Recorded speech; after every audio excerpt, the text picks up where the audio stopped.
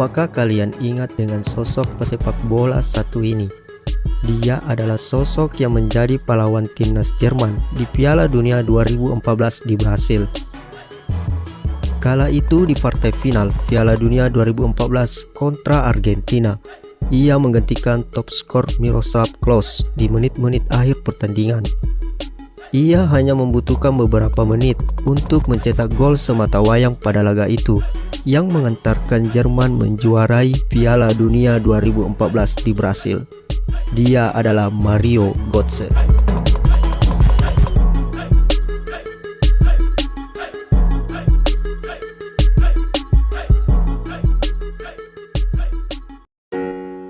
Semua orang tahu tentang kemampuan Götze, tetapi tidak banyak penggemar yang tahu tentang perjuangan Götze hingga bisa menjadi superhero pada Piala Dunia 2014. Bagaimanakah perjalanan karir Mario Götze di dunia sepak bola hingga mendapat julukan si bocah ajaib dari Jerman? Mario Götze lahir 3 Juni 1992 di Jerman. Ia lahir dari pasangan Astrid Götze dan Jürgen Götze. Sejak kecil, Götze sudah terbiasa nyaman karena seperti yang kita ketahui, sang ayah merupakan seorang profesor di Universitas Teknologi Dortmund. Sang ayah menerima gelar PhD di tahun 1990 sebelum putranya Götze lahir. Sementara sang ibu, Astrid Götze, merupakan seorang ibu rumah tangga yang sangat luar biasa. Orang tua Götze juga tak pernah memaksa Götze dan saudaranya untuk mengikuti jejak sang ayah sebagai seorang profesor teknik. Mereka benar-benar membebaskan bakat dan minat anak-anaknya. Mario Götze sendiri memiliki 2 saudara yang bernama Fabian Götze dan Felix Götze. Melalui didikan ayah dan ibunya, ketiganya tumbuh menjadi seorang yang sangat baik dan pantang menyerah. Götze memulai karirnya di dunia sepak bola sejak bergabung dengan Akademi Dortmund saat usianya menginjak 8 tahun. Dan dia memulai debutnya di Bundesliga pada tahun 2009 sebagai pemain pengganti. Penampilan Götze di musim perdananya bersama Dortmund sangat bagus, sehingga ia dipromosikan ke tim utama pada tahun 2010 dan terus berkembang hingga mampu mencetak 8 gol dan 11 assist. Berkat penampilannya yang gemilang bersama Dortmund, Götze akhirnya mendapat kesempatan untuk bergabung bersama timnas Jerman di tahun yang sama.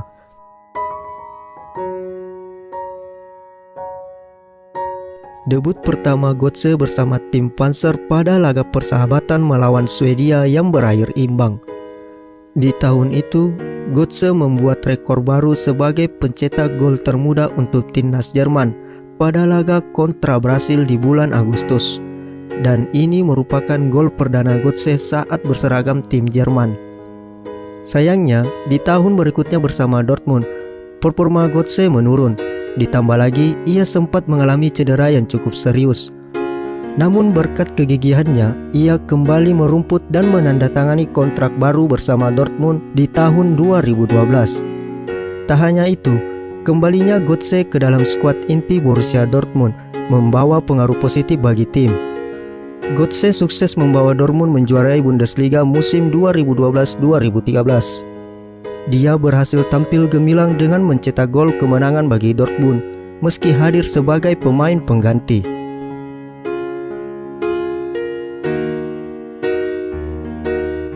Bagi Götze, tahun 2012 merupakan tahun yang sangat berwarna.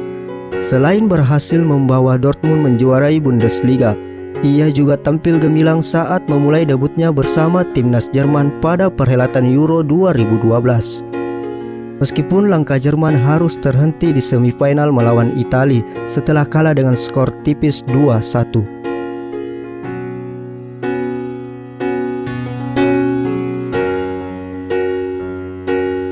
Karir cemerlang Götze membuat ia digandrungi banyak kaum hawa.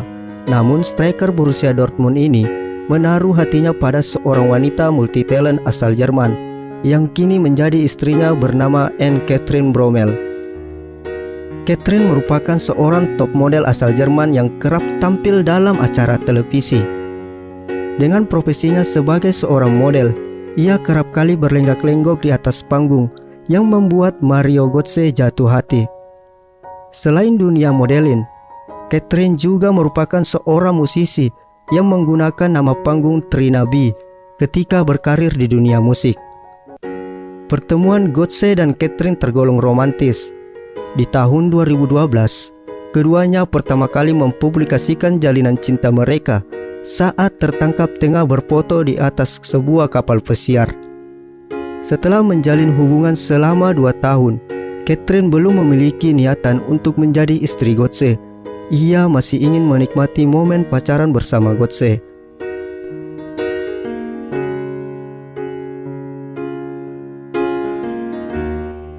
Bukan hal yang mengejutkan bagi seorang Mario Götze untuk menaklukkan hati Anne Catherine. Pasalnya, Götze merupakan salah satu pria tampan asal Jerman versi majalah GQ, di mana majalah GQ sendiri merupakan majalah pria yang merangkum berbagai hal tentang mode, gaya, hingga budaya seorang pria. Götze sendiri mengakui kalau ia bekerja ekstra agar bisa berpenampilan rapi dan stylish. Götze merupakan sosok pesepak bola yang sangat menjaga penampilannya. Performa yang apik bersama Borussia Dortmund membuat Götze diminati oleh raksasa Jerman yang juga merupakan musuh bebuyutan Dortmund, Bayern Munchen. Götze resmi membela Bayern Munchen dengan biaya transfer senilai 37 euro di tahun 2013. Ia sukses mengoleksi 15 gol dan 14 assist di musim pertamanya bersama Munchen. Di musim berikutnya, penampilan Götze terus mengalami peningkatan. Ia kembali sukses menyerangkan 15 gol dalam satu musim Bundesliga.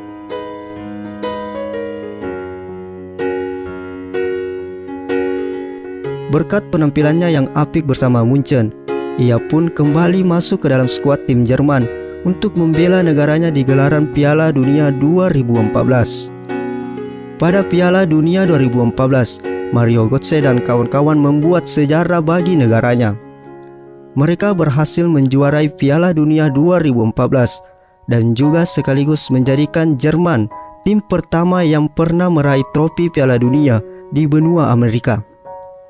Sejak dimulainya gelaran Piala Dunia 2014, Jerman sangat mendominasi turnamen 4 tahunan itu dengan tidak mengalami satupun kekalahan kala itu. Di fase grup yang berisikan Portugal, Ghana, dan Amerika Serikat, Jerman berhasil keluar sebagai juara grup.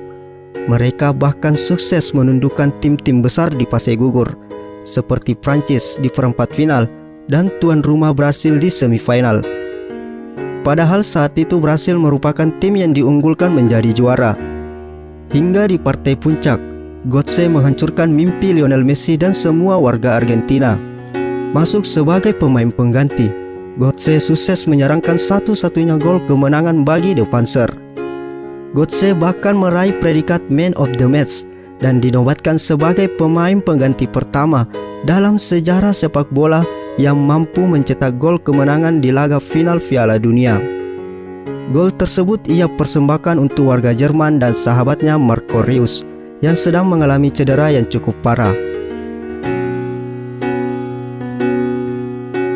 Pemerintah Jerman bahkan memasukkan sepatu yang digunakan Mario Götze saat mencetak gol kemenangan dalam Museum Sepak Bola Jerman. Piala Dunia 2014 menjadi momen paling membahagiakan bagi Götze.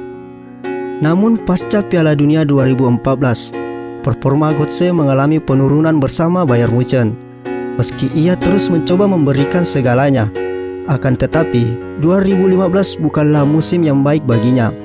Ia pun memutuskan untuk kembali membela Borussia Dortmund. Hal itu membuat beberapa fans Dortmund murka karena Götze telah dicap sebagai pengkhianat. Kepulangannya di Dortmund berakhir kurang manis. Penggemar Dortmund mencaci dan merendahkan Götze. Bahkan beberapa fans menuliskan banner anti Götze. Akan tetapi, seiring berjalannya waktu, fans Dortmund mulai menerima dan memahami kondisi yang dialami Götze. Mereka yakin kalau Götze ditakdirkan untuk membela Dortmund. Namun Götze harus menepi dalam beberapa waktu karena terjadi gangguan metabolisme tubuh yang ditemukan tim medis terkait cedera otot yang diderita. Sekembalinya ke Signal Iduna Park, Götze terus menunjukkan permainan terbaiknya. Setelah lama beradaptasi kembali ke dalam sistem permainan Dortmund, Götze berhasil menemukan penampilannya yang terbaik. Gaya bermainnya yang cepat, teknis, serta kreatif membantunya untuk terus bertahan di tim utama Borussia Dortmund. Sayangnya, di tahun 2020, Götze harus meninggalkan Dortmund dan berlabuh ke VSB selama 2 musim. Selama 2 musim berseragam VSB, Götze berhasil menorehkan 9 gol dalam 47 pertandingan. Kini, Götze melanjutkan karirnya bersama tim Eintracht Frankfurt dari musim 2022 hingga saat ini.